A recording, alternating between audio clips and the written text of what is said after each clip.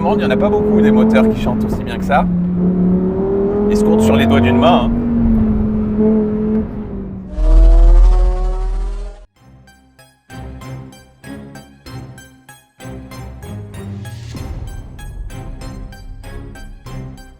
Comme la totalité des marques de grand prestige, Lamborghini est devenu un constructeur de SUV. Et oui, avec ceci, l'Urus, qui est apparu sur le marché en 2018 et qui est même d'ailleurs vite devenu une star de la catégorie. C'est la meilleure vente de Lamborghini dans la gamme. C'est plus de 4000 exemplaires chaque année qui sont écoulés dans le monde.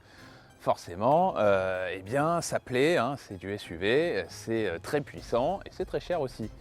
Mais Lamborghini, faut pas oublier qu'à la base, ça reste un constructeur de vraies voitures de sport, des autos qui font rêver tout le monde, qui ont un style aussi extravagant et radical que celui de la Huracan. Cette pure voiture de sport lancée en 2014 est déclinée dans de nombreuses versions depuis, qui se préparent malheureusement à quitter définitivement le catalogue de la marque. Mais avant ça, justement, cette Huracan, eh bien, elle se décline dans une ultime version qui est très spéciale.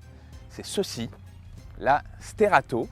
Alors, c'est pas du tout un SUV comme l'Urus, mais c'est une auto qui est dotée d'une transmission intégrale et de capacités qui peuvent aller très au-delà de la conduite sur route. En fait, l'esprit rappelle un petit peu la 911 Dakar qu'on a essayé récemment sur Caradisiac, avec une présentation qui n'a plus rien à voir avec celle d'une voiture de sport conçue uniquement pour le circuit ou la route. Alors c'est simple, hein, comme ça, là, avec ces élargisseurs d'ailes, d'ailleurs les voies sont élargies elles aussi, avec ces rails de toit, avec surtout là, ceci, des feux longue portée à l'avant et cette peinture mat, eh bien on dirait un véhicule de film de science-fiction, de film post-apocalyptique, par exemple de la série Walking Dead en général, où le monde s'est arrêté de tourner, l'humanité court vers l'extinction et il faut des véhicules un peu spéciaux pour survivre dans des conditions très spéciales. Voilà, cette Huracan Sterato, c'est un peu ça, hein. Alors, elle a été renforcée, hein, parce que non seulement ici elle a des pneus tout-terrain, mais en plus elle a une garde au sol qui a été surélevée de 4,4 cm par rapport à la Huracan normale.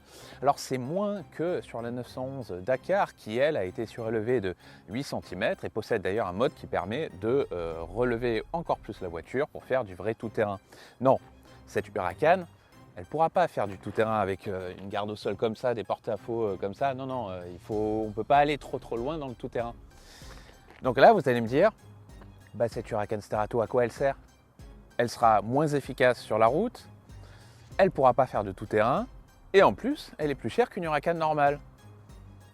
Bon, on va voir à quoi ça sert en prenant le volant sur les routes ici autour de Sant'Agata en Italie, et ça tombe bien d'ailleurs parce que ces routes, elles sont un peu défoncées. Allez, c'est parti! À bord de la Sterato, on découvre une ambiance qui est quasiment aussi radicale que dans la STO à vocation extrême, avec beaucoup d'Alcantara partout et des sièges baquets très sportifs, très fermes. Mais il y a une très grosse différence ici avec toutes les autres Huracan, celles qui sont faites pour la route, c'est qu'ici, on a une suspension qui est, on l'a dit, surélevée de 4,4 cm et surtout avec des réglages d'amortissement qui sont très différents dans le logiciel. Et ça donne une voiture qui est beaucoup plus souple aussi à conduire par rapport aux autres versions et surtout qui prend aussi plus de roulis. Et donc ça change totalement le caractère, le comportement de l'auto, surtout avec ces pneus tout-terrain qui affectent naturellement beaucoup le grip et la réponse de la direction, hein. Ici on n'a plus le tranchant de la direction des autres Huracan. Quand on tourne le volant, il y a un léger délai, hein, un petit effet élastique. Forcément, ça c'est en grande partie à cause des pneus. Mais alors, cette Huracan Sterato, elle est faite avant tout pour aller sur la piste, mais pas aussi loin que la Porsche 911 Dakar, hein, parce qu'ici on ne peut pas surélever d'autant plus la hauteur lorsqu'on veut faire du vrai franchissement. C'est une voiture qui reste très basse, hein, dans l'absolu, c'est pas vraiment une voiture pour faire du tout-terrain donc. Mais finalement, le plus sympa dans la Sterato, c'est que sur la route, c'est la Huracan la plus sensationnelle à essayer parce qu'on retrouve l'esprit de la 911 Dakar, sauf qu'ici on a toujours ça, le V10 atmosphérique 5 litres 2 qui fait ici 610 chevaux au lieu de 640 sous le capot de l'Evo. En gros, il y a un petit peu plus de couple à bas régime, voilà, la cartographie est différente. Mais on a très peu d'isolants. Et donc, on a une voiture qui glisse tout le temps. Alors, ce moteur,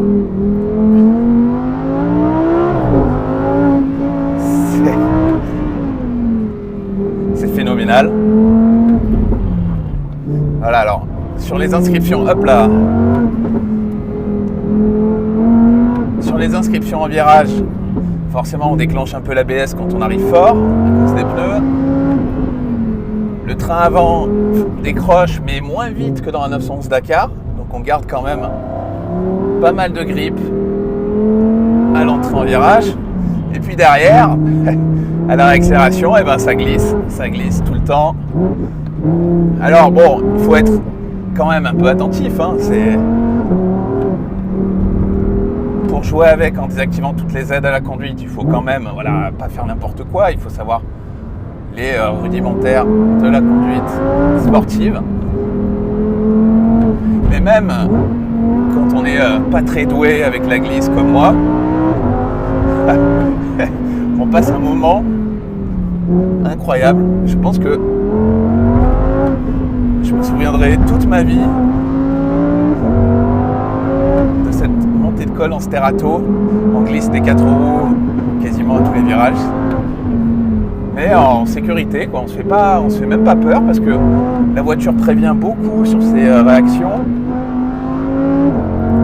On roule quand même très fort. Oh là là.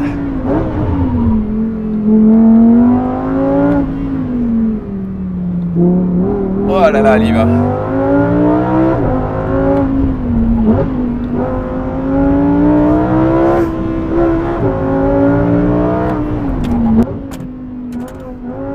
Oh là là là là. C'est du sport, du vrai. C'est un comportement à l'ancienne. Finalement, il n'y a pas besoin de chercher les derniers dixièmes d'efficacité sur circuit avec une super sportive comme une Lamborghini Huracan pour s'éclater partout, tout le temps. Et ici, en plus, le fait d'avoir ces suspensions un peu surélevées, un peu renforcées comme ça, tous les problèmes dans la vie de tous les jours avec ce genre de voiture, vous les oubliez totalement. C'est-à-dire que il ne faut plus attendre de relever le train avant lorsqu'on arrive sur un dos d'âne, il ne faut plus faire attention au trottoir, etc. etc. Ici, on roule, on roule, tranquille, on s'amuse tout le temps. Dès qu'on a une petite route sympa, on met le mode rallye. Mon Dieu, quel plaisir!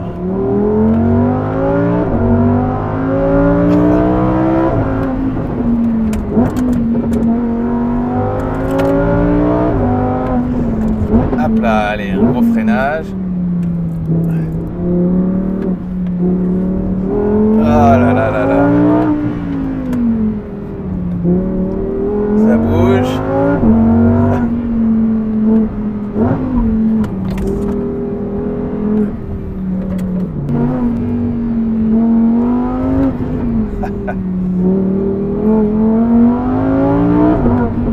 Dans le monde, il n'y en a pas beaucoup des moteurs qui chantent aussi bien que ça. Ils se comptent sur les doigts d'une main. Hein. Il y a le Flat 6 de Porsche, qui est d'ailleurs peut-être même encore plus sonore quand on est dans un GT4 RS, grâce à ce circuit acoustique intérieur assez particulier. Il y a les deux V12, celui de Ferrari, celui de Lamborghini, qui est revenu récemment d'ailleurs dans la Sterato, dans la Revuelto, pardon. Et puis il y a ce V10 qui est apparu pour la première fois sur la Gallardo en 2003, qu'on a retrouvé ensuite dans l'Audi R8, puis dans la Lamborghini Huracan. Ce V10, c'est quelque chose d'extraordinaire, génial, merveilleux, frissonnant. C'est un monument entier de l'histoire de l'automobile. Et malheureusement, ce moteur, bien c'est quasiment la fin. L'année prochaine, il va disparaître. Qu'est-ce qu'il y aura après? Ben, on ne sait pas. J'espère que ce sera aussi cool que ça.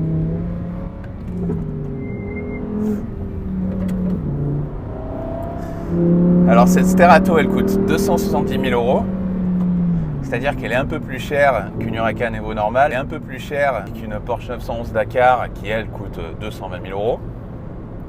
Alors, avec la Porsche, vous pourrez vraiment faire du tout-terrain, pas avec la Lamborghini. Donc, pour ceux qui pensent réellement à faire du tout-terrain avec leur voiture de sport, bah non, la Huracan Sterato, ça suffira pas.